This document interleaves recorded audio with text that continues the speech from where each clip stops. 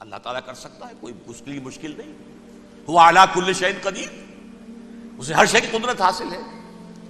لیکن اصل بات جو ہے میں آپ کو بتانا چاہتا ہوں، یہ ہے سائیڈ ایشو. اصل ایشو ہے فلسطین کا جو شروع ہونے والا ہے. بھٹی دہکے گی وہاں. ظاہر بات ہے کہ اگر کوئی بہت بڑا اقدام ہو جاتا ہے فلسطینیوں کے خلاف، اور اگر واقعتاً مسجد اقصیٰ اور قبۃ الصخرہ گرا دیے جاتے ہیں، جو طوفان اٹھے گا عالم عرب میں، یہ حسنی مبارک ہوں یا شاہ خالد ہوں یا کوئی اور ہو، یہ نہیں روک سکتے اس طوفان کو. نوجوان خون اٹھے گا، غیرت اور جو بھی حمیت ہے. مسلمان ان پڑھ سے ان پڑھ اور بالکل بے دین، وہ بھی مسجد کی حرمت پر کٹ مرنے کو تیار ہو جاتا ہے. مسجد تو بنا دی شب بھر میں ایمان کی حرارت والوں نے، من اپنا پرانا پاپی ہے، برسوں میں نماز ہی بن نہ سکا.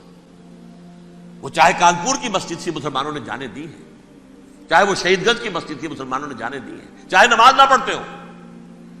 لیکن یہ جو حرمت اور یہ جو حمیت اور یہ غیرت ہے، اس سے جو طوفان اٹھے گا یہ ہوگا اس ملحمۃ العظما، اس کی طرف پیش رفت ہو رہی. کتاب الملاحم سے احادیث کے حوالے سے کہ جن جنگوں کا حوالہ دیا حضور نے، پیشن گوئی کی ہے، اس کا نقطہ آغاز تھا خلیج کی جنگ. صدام حسین نے اسے کہا تھا یہ مدر آف وارز ہے، ام المحارب، یہ ایک جنگ نہیں ہے. اس کا نقشہ بھی حدیث میں موجود ہے، پیشن گوئی موجود تھی، اس وقت بھی ہم نے شائع کی تھی. لیکن اس میں جو جنگ اب ہونے والی وہ الملحمۃ العظما. ملحمہ کسے کہتے ہیں؟ لحم گوشت کو کہتے ہیں، اور قصائی کی دکان کو عربی میں ملحم کہتے ہیں، جہاں گوشت کے ٹکڑے کیے جاتے ہیں. آج کل مشینوں سے ہوتے ہیں، اب جو ہے وہ ہاتھ سے چھریوں سے نہیں ہوتے، لیکن ٹکڑے ہو رہے ہوتے ہیں، جسموں کے چیتھڑے اڑ رہے ہوتے ہیں. ملحمہ، یہی لفظ استعمال کیا تھا حضرت سعد ابن عبادہ نے رضی اللہ تعالی عنہ یوم فتح مکہ. ان کے دل میں تھا کہ اب ہم انتقام لیں گے ان عربوں سے، ان قریش سے. الیوم یوم الملحمہ، الیوم یوم الملحمہ، یہ کہتے ہوئے جا رہے تھے. ایک خاص کیفیت، آج ہے گوشت کے ٹکڑے اڑانے کا دن. حضور سے کہا کسی نے جا کر کے ساتھ تو یہ کہہ رہے ہیں الیوم یوم الملحمہ، الیوم یوم الملحمہ. حضور نے فرمایا نہیں، ان سے کہو جا کر الیوم یوم المرحمہ، الیوم یوم المرحمہ، آج رحمت کا دن ہے، آج تو میں ان سب کو معاف کروں گا. لا تثریب علیکم اليوم، میں تم سے وہی بات کہہ رہا ہوں جو میرے بھائی یوسف نے کہی تھی اپنے بھائیوں سے، اذهبوا فانتم الطلقاء، جاؤ تم سب کے سب آزاد. وہ ملحمہ ہے جس کو کہ حضور نے حضرت معاذ بن جبل رضی اللہ تعالیٰ عنہ، اس کی روایت ہے، اس میں سے جو ابو داؤد میں روایت آئی ہے اس میں الملحمۃ العظما، عظما مؤنث ہے اعظم کا. آپ کہتے ہیں جنگ عظیم اول، جنگ عظیم دوم، عظیم کا باپ ہو گیا اعظم، سب سے بڑا، اور اس کا مؤنث ہے سب سے بڑی، عظما. الملحمۃ العظما، سب سے بڑی لڑائی. میرے نزدیک یہ وار کے معنی میں نہیں ہے، بیٹل کے معنی میں. انگریزی میں یہ دو لفظ علیحدہ ہیں، وار، بیٹل. وار سالوں کو محیط ہوتی ہے، بیٹل کسی ایک خاص جگہ پر جو لڑائی ہوتی ہے اس کو کہتے ہیں. حضور کے اور قریش کے درمیان 6 سالہ وار تھی، جنگ تھی. لیکن battles, battle of Uhud, battle of Badr, یہ بیٹلز تھی، لڑائیاں تھیں. تو عظیم ترین جنگ شاید اس اعتبار سے نہ ہو جیسے کہ ورلڈ وار 1 اور ورلڈ وار 2، یعنی اس کی وسعت کا اتنا معاملہ نہیں اور طوالت کا نہیں. لیکن جو لڑائی جو ہے بیٹل ہونی ہے، جس کو کہ یہ لوگ، یا چونکہ میں نے کہا تھا شروع میں کہ سرما ہے میری آنکھ کا خاک حجاز و ہول قدس، نیو ٹیسٹمنٹ کی آخری کتاب ہے the book of revelation, revelation of saint John. اس میں آرمگڈون کہا گیا ہے اسے. ہر مجدون، یہ عبرانی لفظ ہے، ہر کہتے ہیں اونچی جگہ کو، سطح مرتفع. مجدون میگیڈو، میگیڈو ایک وادی ہے، مرتفع، وادی مرتفع. یہ ہے واقع لبنان، اسرائیل اور شام کے درمیان جو ٹکڑا، جو ٹرائنگل بنتی ہے، یہ ہے، یہاں پر بڑی جنگ لڑی جائے گی. اور یہ جنگ جنگ صلیب ہوگی جو کہا ہے بش نے، یہ جنگ صلیب. سیکنڈ ملینیم شروع ہوئی تھی تو پہلی صلیبی جنگ ہوئی تھی، تھرڈ ملینیم شروع ہوا ہے، یہ سیکنڈ صلیبی جنگ ہے، یہ کروسیڈ ہے. اور میں اس مرتبہ امریکہ گیا تھا تو پہلی مرتبہ مجھے وہاں ایک رسالہ ملا ٹرمپٹ نام کا.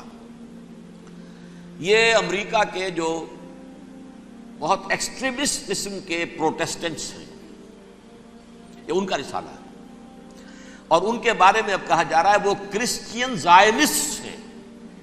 آپ شاید پہلی مرتبہ یہ لفظ سن رہے ہوں. زائنسٹ تو ہم سمجھتے ہیں یہودیوں کو, کرسچین زائنسٹ وہ ہیں جو ہیں تو عیسائی پروٹیسٹنٹس ہیں, لیکن اسرائیل کے وہ حمایتی یہودیوں سے بڑھ کر ہیں. یہ میری کسی پہلی تقریر میں شاید بہت سے حضرات کو یاد آ جائے, میں نے کہا تھا 4 سال پہلے ہمارا تنظیم اسلامی کا ایک کنونشن ہوا تھا ہوسٹن میں, امریکہ کا جنوبی علاقے کا شہر ہے. ایک سیشن اس میں ہم نے رکھا تھا انٹرفیتھ, ایک عیسائی کو بلایا تھا, ایک یہودی بہت بڑا وہاں کا عالم ہے اس کو بلایا تھا.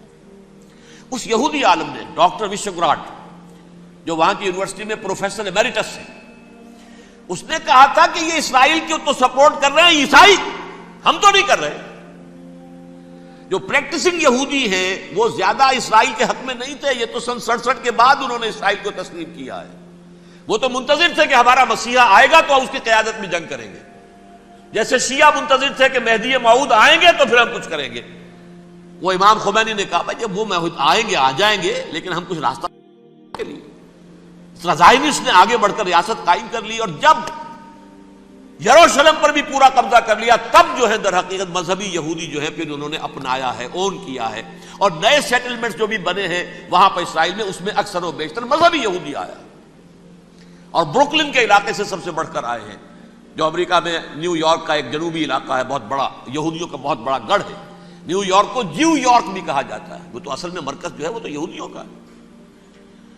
اس حوالے سے وہاں پر جو کرسچن زائنسٹ کہلاتے ہیں وہ اسرائیل کے یہودیوں سے بھی بڑھ کر کہیں سپورٹر ہیں. بہرحال اس دوسری صلیبی جنگ کا معاملہ جو میں کہہ رہا تھا, ٹرمپٹ نامی رسالہ, اس کا ایک مضمون ہے دی لاسٹ کروسیڈ. اب یہ آخری کروسیڈ ہے جو شروع ہونے والا ہے. میں تو حیران ہوں کس قدر کھل کے وہ باتیں کرتے ہیں. رومن کیتھولکس کو وہ کہتے ہیں کہ یہ شیطان ہے, یہ پوپ شیطان ہے, یہ یورپ کو اس نے جمع کیا ہے کرسچینٹی کی بنیاد پر, اور اس میں زیادہ تر کیتھولکس ہیں. آپ کو معلوم ہے برطانیہ بڑی مشکل سے شامل ہوا ان کے ساتھ, اس لیے کہ وہ پروٹیسٹنٹ کا سردار تھا, ابھی پوری طرح نہیں ہے. یورپ جو ہے وہ رومن امپائر دوبارہ یہ کھڑی کر رہا ہے, اور در حقیقت یہ جو ہے یہودیوں سے بھی چھیننا چاہتے ہیں اسرائیل کو اور فلسطین کو, اور مسلمانوں سے بھی, اور یہ وہی کروسیڈ جو تھے اربن ثانی کے اس کی تیاری کر رہے ہیں تاکہ وہاں پر عیسائی حکومت قائم ہو جائے, کیتھولکس کی پوپ کی حکومت قائم ہو جائے, جیسے ایسٹ تیمور میں کر دی ہے. ایسٹ تیمور میں کون سی حکومت بنی ہے؟ Roman Catholic. رومن کیتھولک اسرائیل میں بنے تاکہ یہ سارے مقامات مقدسہ جہاں اسرائیل پیدا ہوئے, بیت حضرت مسیح پیدا ہوا بیت الحم کہاں ہے؟ وہی ہے کہ نہیں؟ جہاں سے ریزریکشن ہوا ان کے خیال میں وہ کہاں ہے؟ وہیں پر ہے کہ نہیں؟ بڑے بڑے گرجے ان کے وہی ہیں.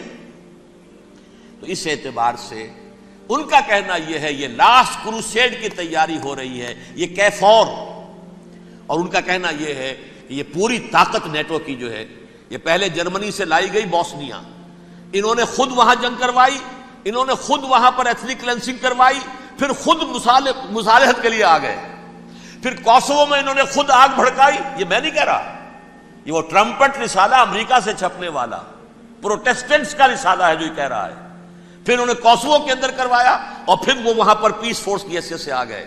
اب وہ میسیڈونیا میں کروا رہے ہیں اور وہاں داخل ہو گئے ہیں. اگلا قدم ان کا سائپرس ہوگا, سائپرس میں ترکوں کو اور وہ گریکس کو لڑائیں گے اور وہاں آ جائیں گے, وہاں سے ایک چھلانگ لگائیں گے اور یہ فلسطین میں پہنچیں گے, اور یہ وہاں پر ایک رومن امپائر, اپنی پرانی رومن امپائر کی طرح کی رومن کیتھولک ریاست قائم کرنا چاہتے ہیں.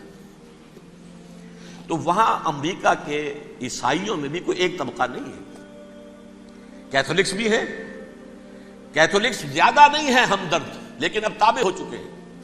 اسحاق ریبین نے جب یہ پیس ٹاک شروع ہوئی تھی, آپ کو یاد ہوگا شاید, کہ جب وہ آیا تھا واشنگٹن سے واپس فلسطین اسرائیل, تو پہلے روم میں رکا for an audience with the Pope, اور پوپ کو اس نے ایک مرتبان سا پیش کیا تھا, حضرت سلیمان علیہ السلام کے زمانے کا مرتبان, اور کہا تھا دیکھیے 3000 برس تک ہم نے اس کی حفاظت کی ہے, اب یہ میں آپ کے حوالے کر رہا ہوں. اس کے بعد سے پوپ جو ہے بالکل رام ہو گیا اور وہ عیسائیوں کے ساتھ اور یہودیوں کے ساتھ ان کا پورا معاہدہ ہو.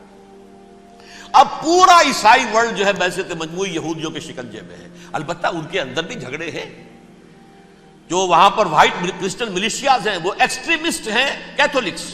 ان کے نزدیک دشمن نمبر 1 یہودی، دشمن نمبر 2 مسلمان، دشمن نمبر 3 جو یورپ میں کالے ہیں، ایفرو امریکن، چاہے وہ عیسائی ہو گئے ہوں کوئی بھی ہوں. یہ 3 دشمن ہیں جن سے انہوں نے کلینز کرنا ہے، صاف کرنا ہے ان کے خیال کے مطابق امریکہ کی سوسائٹی کو. اولاً یہود، پھر مسلمان، اور پھر یہ جو کالے ہیں. لیکن دوسری طرف پروٹیسٹنٹس کے اندر ایکسٹریمسٹ وہ ہیں جنہیں کہا جا رہا ہے یہ کرسچین زائنسٹ ہیں، یہ اسرائیل سے بڑھ کر سپورٹرز ہیں. بہرحال یہ اب جنگ ہوگی، اس کا نتیجہ کیا نکلے گا یہ تو اللہ ہی جانتا ہے. اب میں آخری بات کی طرف آ رہا ہوں. آخری نتیجہ تو جو بھی کچھ اپس اینڈ ڈاؤنز آئیں گے. تلک الایام نداولھا بین الناس. آخری نتیجہ ڈراپ سین وہ یہ ہوگا کہ اللہ کے دین کا بول بالا ہوگا اور پوری دنیا پر محمد کے لائے ہوئے دین صلی اللہ علیہ وسلم کی حکومت قائم ہوگی. وہ گویا قیامت کی تمہید ہوگی، اس کے بعد بس قیامت آئے گی. کیونکہ مقصد کائنات، تخلیق کائنات پورا ہو جائے گا. پوری مخلوقات کے اندر مقصد تخلیق، کلائمیکس آف کریشن محمد الرسول اللہ صلی اللہ علیہ وسلم. دین کی تکمیل محمد الرسول اللہ صلی اللہ علیہ وسلم. اور اس خلافت عرضی کے لیے جو حضرت آدم کو خلافت دی گئی تھی، جب اس میں وہ خلافت پوری دنیا پر قائم ہو جائے گی اس کا مقصد پورا ہو جائے گا. And that will be the beginning of the end. اس کے بعد قیامت ہے. آخری نتیجہ تو یہ نکلنا ہے. اس سے پہلے سزائیں ہمیں بھی مل رہی ہیں. اور یہاں میں کانٹے کی بات جو چھوڑ گیا تھا اس کو بیان کر دوں. اللہ نے اس مغضوب علیہم قوم کو، اس ملعون قوم کو کیوں اب تک چھوٹ دیے رکھی؟ میں بتا چکا ہوں یہ بڑے عذاب کے مستحق ہو چکے تھے حضرت عیسیٰ علیہ السلام کے زمانے میں. چھوٹ دی ہے ابھی تک ہے، بلکہ ایک مرتبہ ابھارا ہے. 1900 برس کے بعد ابھرے ہیں یہ. بالفور ڈیکلریشن 1917 سن 70 عیسوی کے بعد، تقریباً 1900 برس، 1850 برس تو ہے ہی کم سے کم. پھر creation of Israel 1948، 1967 extension of Israel, یروشلم پر قبضہ. یہ سارا جو ہے کیوں ہے؟ اللہ تعالیٰ اس خیر امت محمد صلی اللہ علیہ وسلم، اس کے بہترین حصے کو سزا ان ملعونوں کے ہاتھوں دے رہا ہے. کیوں؟ جو جرم انہوں نے کیا تھا وہی ہم نے کیا. انہوں نے اللہ کی کتاب کو پیٹھ کے پیچھے پھینکا. نبذ فریق من الذین اوتوا الکتاب کتاب اللہ وراء ظہورہم. ہم نے اپنی پیٹھوں کے پیچھے پھینکا کہ نہیں؟ کولونیل رول سے آزاد ہوئے، کہیں اسلامی قانون نافذ کیا، کہیں اسلامی نظام قائم کیا. تو جو جرم ان کا تھا وہی ہمارا ہے.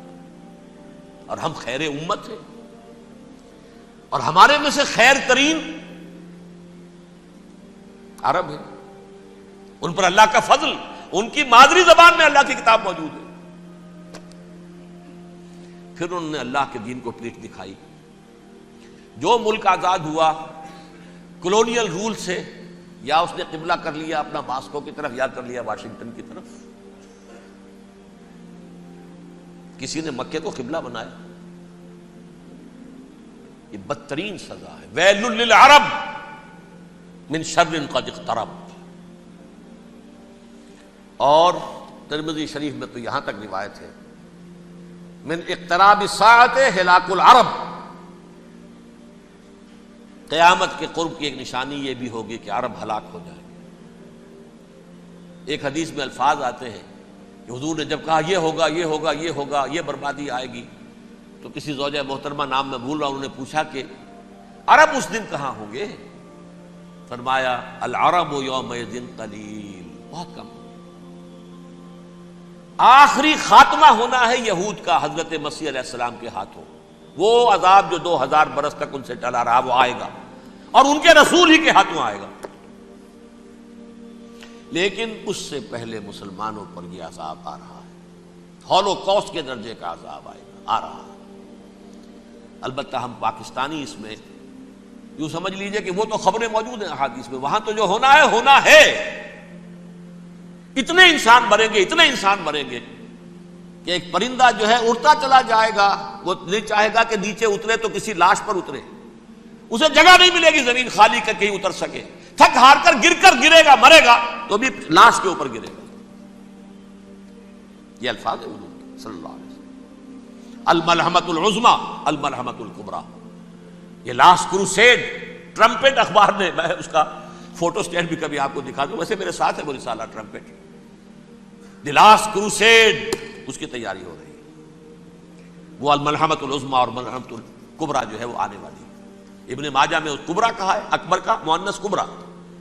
ملحمہ کبریٰ سب سے بڑی جنگ اور ملحمہ عظمی سب سے عظیم جنگ. یہ ہوگی اور بہت جلد ہوگی.